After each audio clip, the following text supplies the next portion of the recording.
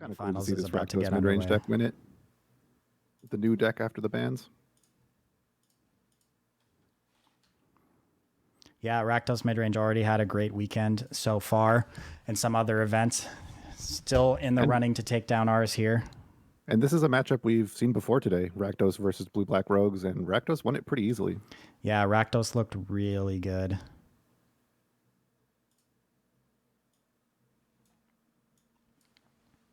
So yeah, the last time we saw it, the incidental mill coming from Rogues kind of worked against it by enabling Croxa. And that just sort of let the red-black deck use its removal to keep Rogues in check and then eventually escape a Croxa for their late game power. So I imagine we'll see some similar play patterns here.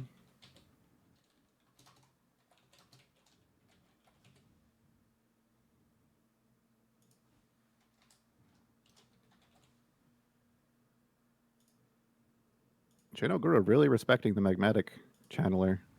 Tapping out main phase to Heartless Act it.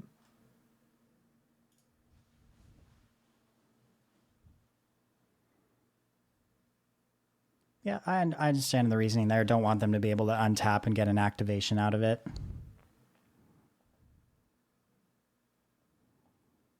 Timeric Calls the Dead was the follow-up, making a 2-2, and now we see main phase Thief's Guild Enforcer hit the table here. I like playing this main phase here just so you can get the extra trigger off your Merfolk Wind Robber. Mm-hmm.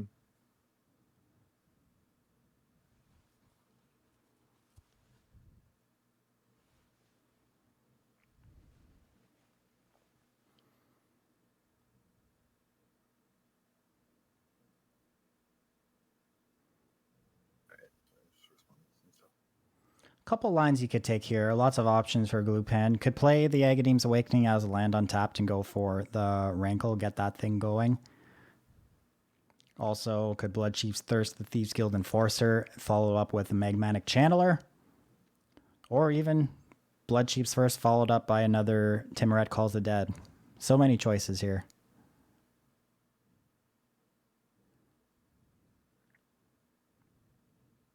It looks like it's going to be the Timeret Calls the Dead. I mean, you can just keep filling your graveyard. The Magmatic Channeler is more threatening if you play it once it's already a 4/4.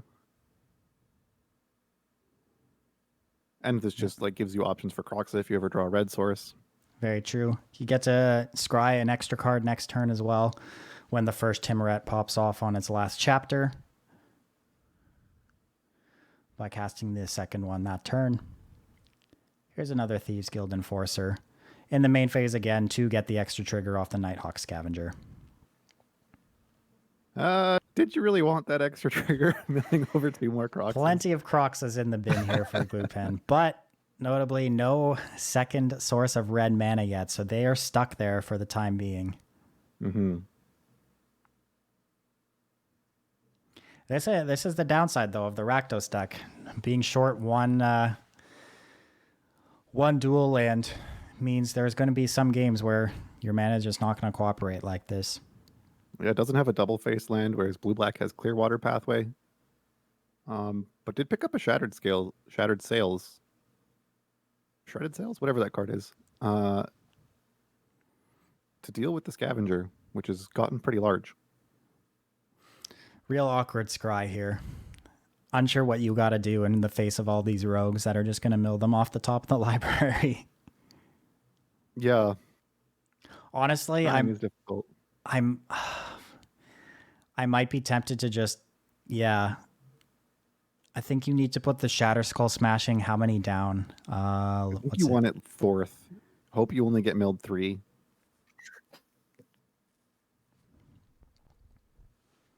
Something like this, yeah. Yeah. Yeah, because this way you might draw the Heartless Act. You'll probably draw the Shatter Skull Smashing. And you'll mill a Croxa, which you don't mind. All right, here's the Shredded Sails. 4 damage to target Nighthawk Scavenger.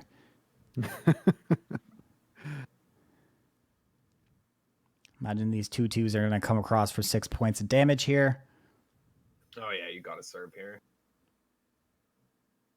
Yeah, you're winning this race. Yeah, for sure.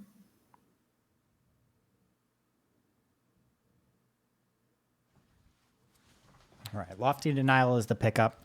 Rankle, Master of Pranks at the table, going to mill 2 of those cards off the top of the library. And the Rankle looks like we thought through our scry correctly. We're only going to get hit once more by this Wind Robber, milling the top 3, and we do get access to our Shatter Skull Smashing as our second red. That worked out perfectly for Glue Plan. Those are the types of moments you play Magic for. Now we get to mill this Ox. Keep some untapped lands. That's something I didn't even consider, is how well Dimir Calls the Dead allows you to weaponize your opponent's incidental mill.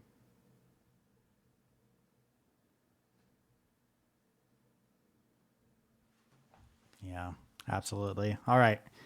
What are we doing here? We just escaping the Croxa?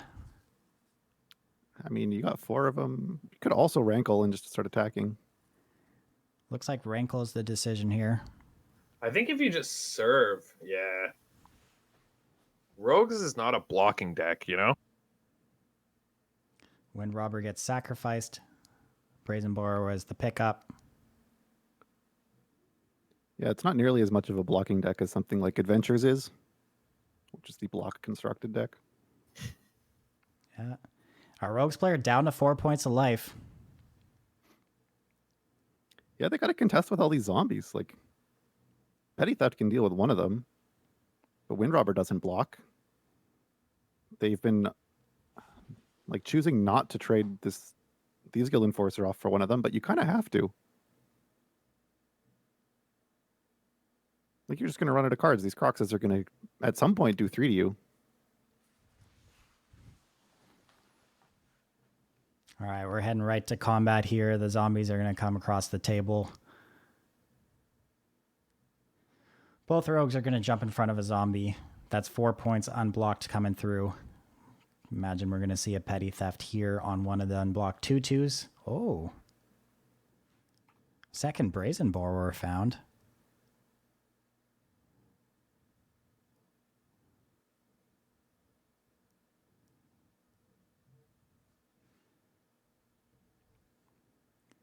Croxa number 1.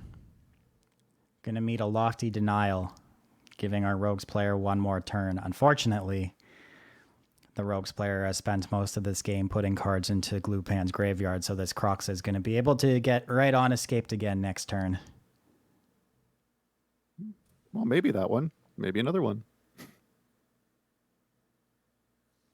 But that Lofty Denial only a force spike in this situation, as the flyer was in the graveyard. And the Heartless Act, not enough. If you kill the Croxa because it's lethal, you die to zombies, and you also die to the other Croxa, and you also die to, I don't know, probably whatever else they draw. You die to a soft breeze. Yeah.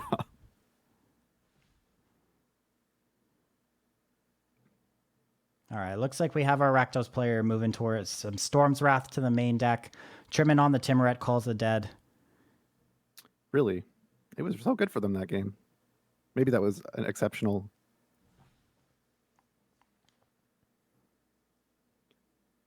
But, like, the fact that it's 2 bodies against a deck that's playing spot removal just like you are seems pretty strong.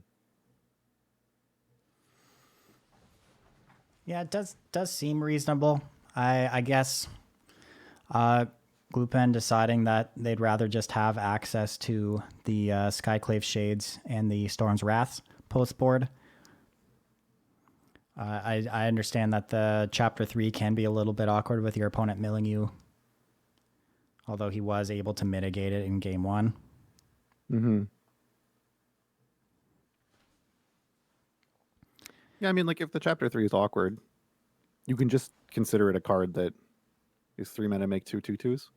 Yeah. And pretend that Chapter 3 doesn't exist if you just, like, never do anything because they're being milled. I think that card's still fine in the matchup. Yeah, I guess maybe that they're thinking that the 2/2s just aren't going to be relevant, as they're just 2/2 ground bodies, and we're dealing mostly in the air with threats from the Dimir Rogues player. And You don't really need the Timuret Calls the Dead to fuel your Croxes because the entire rogue strategy is going to fill your graveyard for you. So That's true. I wonder also if it's like a play draw consideration. Like a 3-mana 2/2 on the draw is not good enough, but on the play, like the second one comes in soon enough in the game that it matters. Yep.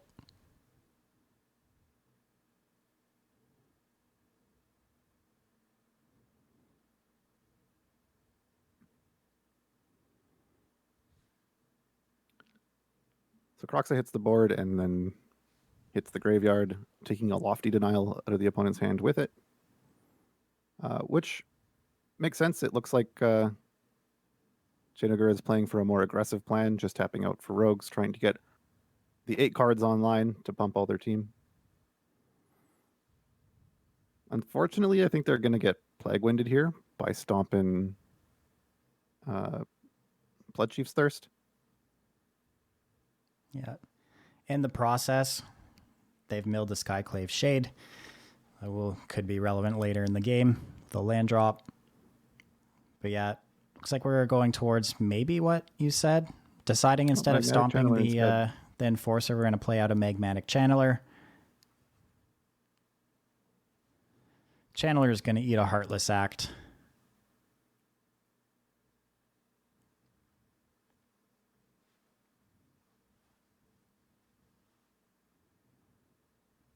All right, Ox of Agonis is the draw.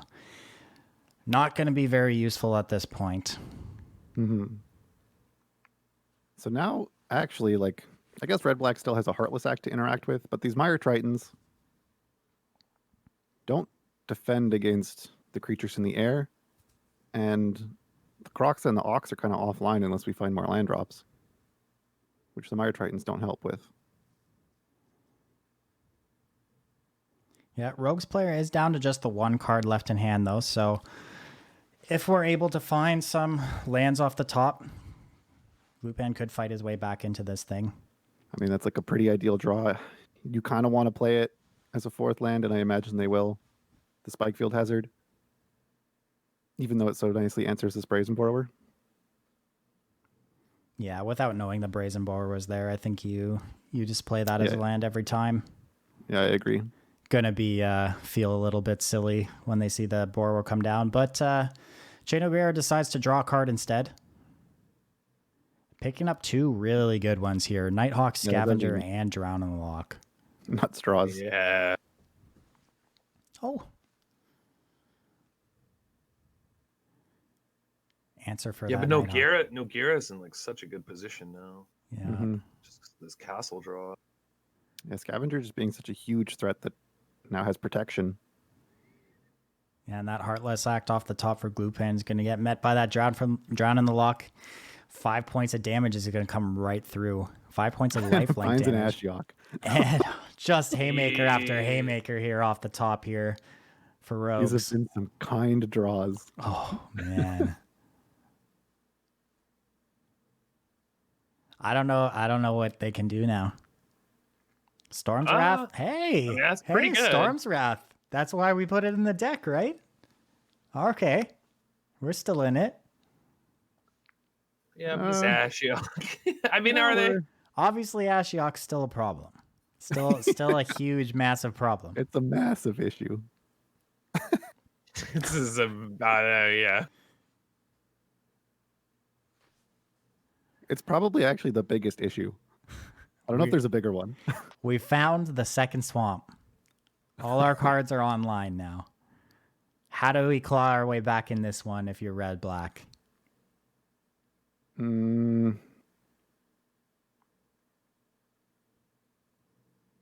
might just be hard casting Ox, because we need some sort of interaction to get past the 2/3s to kill Ashiok. And the Mire Tritons don't do it. I don't mind hard casting Ox. I also don't mind just playing 2 spells, playing a Triton and the Bone Crusher Giant. Skyclave Bone Crusher also good while you have the option to. Yeah.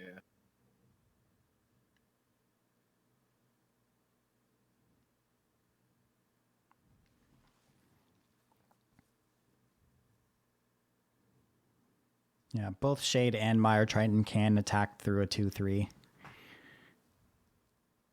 Looks like we're going Shade and Mire Triton. Bone Crusher's just going to wait in the wings off on an adventure.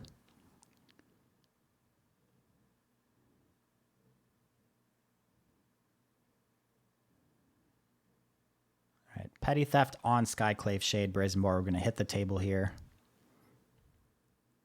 Oh, it's not going to hit the table. We're going to draw a card instead. I don't think there was a third blue. Oh, that's possible. There isn't a third. There wasn't a third blue. You were right. There is now, though. And that third blue is actually incredibly important because now we can flash in Brazen Borrower and have a max power Lofty Denial, Yep. which means that I doubt this Terror. I mean, Terror gets force spiked here anyway, but I mean, nothing's resolving. Yeah. yeah, now But this it's not- Crocs won't resolve.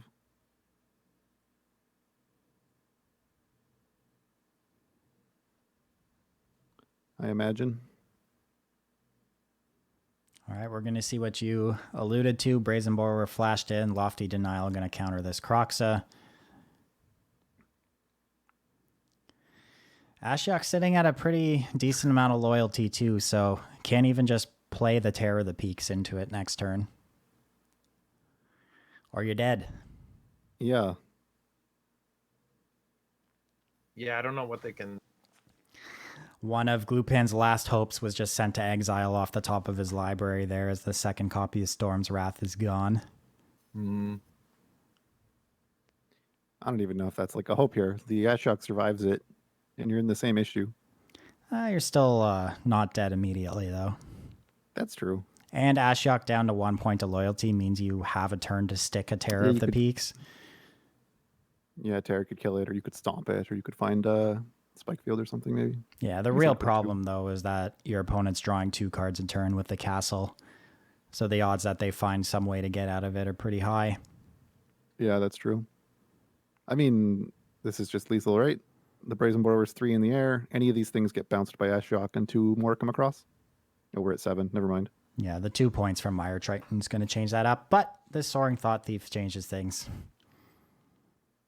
Heartless Act, Ashok activation. Can just get rid of everything. Yeah. Just taking some game actions here. Working on that APM. Dimir Rogues takes down game 2. We have a game 3 here in our semifinal matchup. That Ashiok looked insane. Quick resubmit for Yeah, it was Blue-Black nuts. Rogues. Storm's Wrath. 1 copy back into the sideboard here. This is interesting.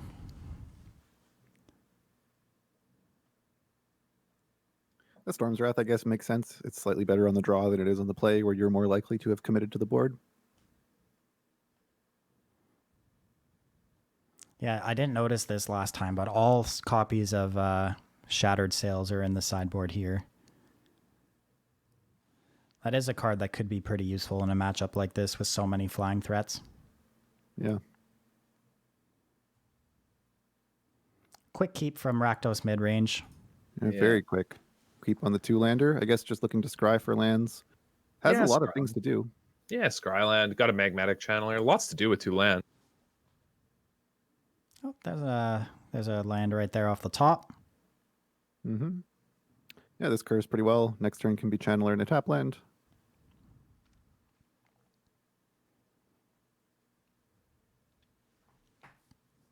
Pretty huge sideboard card here in hand for Dimir Rogues. That Cling to Dust going to do some work. Oh yeah. Yeah, Cling to Dust waiting to get this Croxa. Yeah, just tons of great targets for that card in this matchup. Skyclave Shade as well.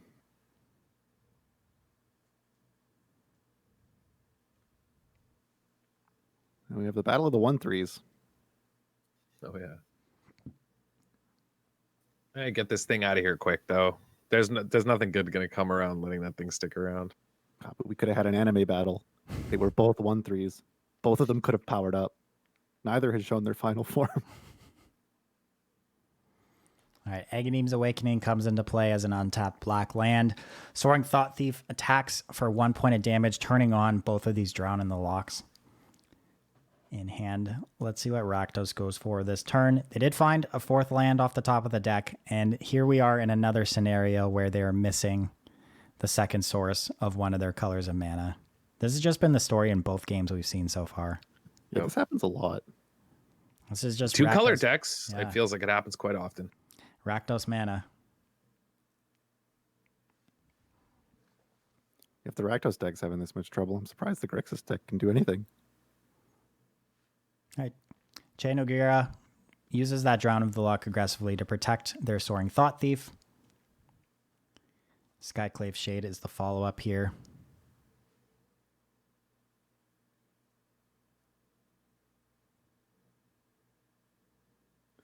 Looks like Chainogara is alt-tabbed or checking something, maybe checking deck lists.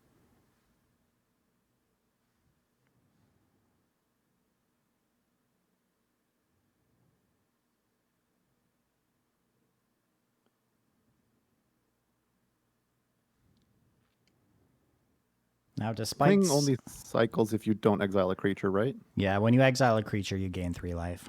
Ah. So, Yeah. Can you imagine it just like exile the card drew and you could like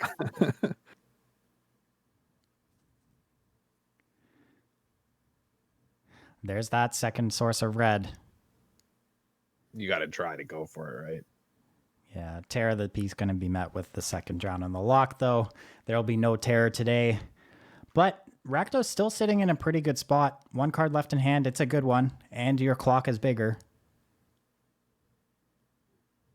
Ooh, but the Lofty Denial is probably going to tag this Rankle. Yeah, Lofty Denial, pretty good pick up there. That's for sure.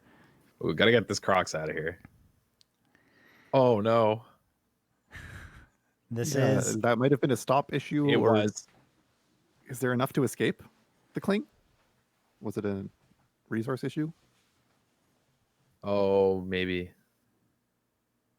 Not actually sure what the escape is on that card. Let me check. It's 4? I, or no, 5? I think it's 5. It's pretty 5. high.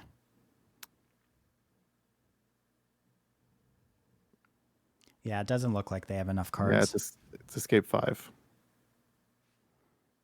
Regardless, Lofty Denial copies the counters the first escape on Croxa here.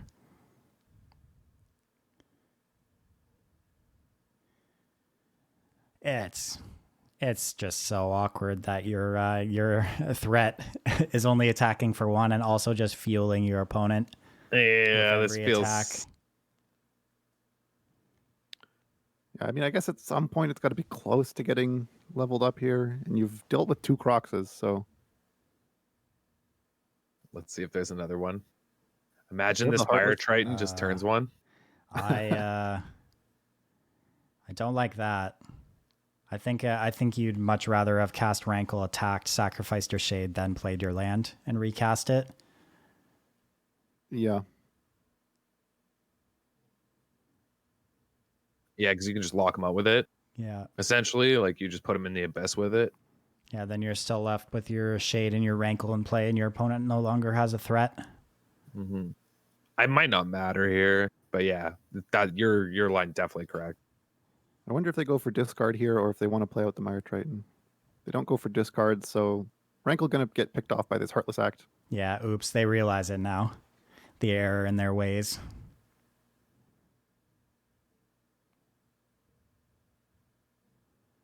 This could be relevant. Yeah, effectively down a card from what you could have been.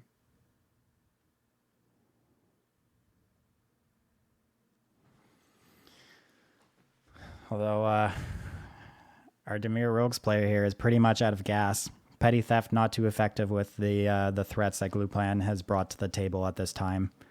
Yeah, and Brazen Borrower can't block these 2/1s, which normally aren't that threatening, but you're only at 8. I guess the Cling to Dust can gain some life if it's ever escaped again. Although Yeah. I don't know how many cards Nogara has left in their graveyard. I think we're pretty far away from it still. If I can see it on my screen, I'll let you know.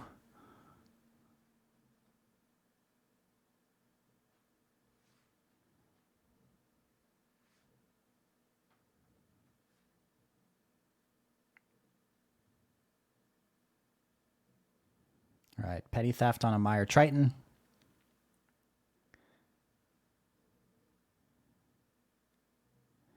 Temple, we're going to scry a Lofty Denial to the bottom of the library.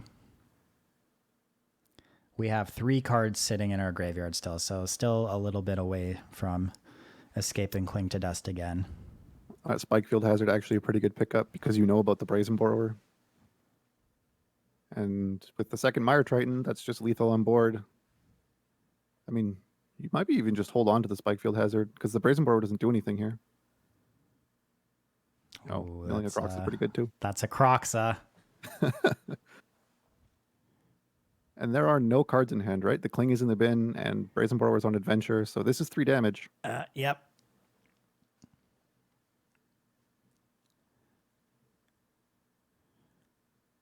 I'm not sure what Dimir can find here to pull themselves out of this one. I don't think there's anything, right? Because the Spikefield can go face. Can it? It can, yeah. Yeah, so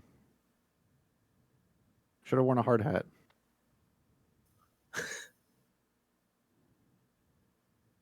I can't believe this is going to be the kill. There we have it. Rakdos Midrange takes down Dimir Rogues to move on to the finals here at the DWC Organizational. Stylish kill with Shredded Sails. Could have just boringly attacked with Croxa and the trigger would have killed before lifelink mattered, but it looks like our other feature Waiting for match is one. just about to head into game 3, so we can hop into that. Sweet. Both players currently in the sideboard.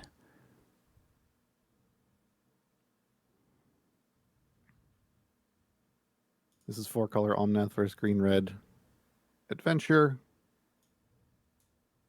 The 4-color Omnath player was top of our standings. They were number 1 going into top 8. So they've been on the play. They're all their matches. So I assume what happened is that they won game 1 on the play. Green-red took game 2 on the play. And now we're going to see 4-color on the play, which is a bit harder for green-red to win. Yeah, for sure.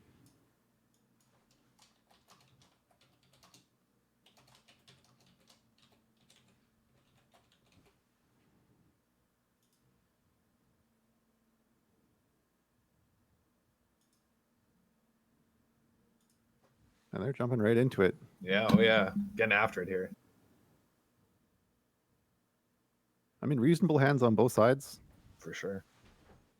A lot of clovers for Adventure, but Ember Shieldbreaker picked up for Adventure here.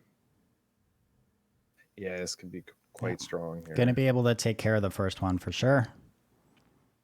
Even the turn of just like shatter your clover, play the 2/1, draw a card. You get to hold on to this Robber of the Rich as a haste threat that they might not be, or you could just use it now. Start getting in there. Yeah, I like getting in there.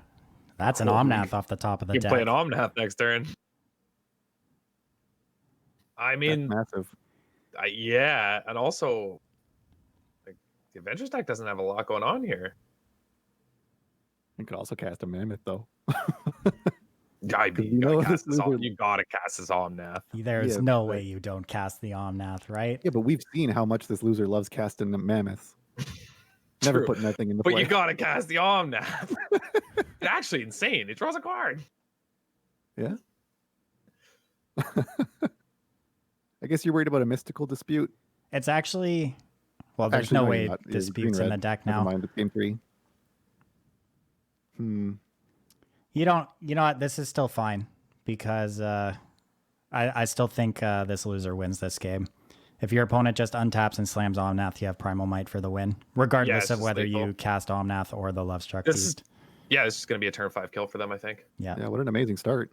Yeah, just a blistering start. Holy smokes. I mean, and all art found And in every please. single draw step this game was more lands. Yeah. It's pretty crazy. Embercleave off the top also going to close out this game. Oh, you can Giant Killer their Omnath?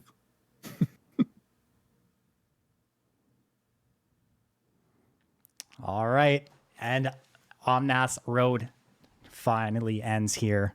Green Red Adventures takes down 4-color Adventures in our other semifinal match, locking up our final Start? matchup. This is what people were claiming would happen even before Uro got banned. That you just cleave out the Omnath deck, and here we saw it.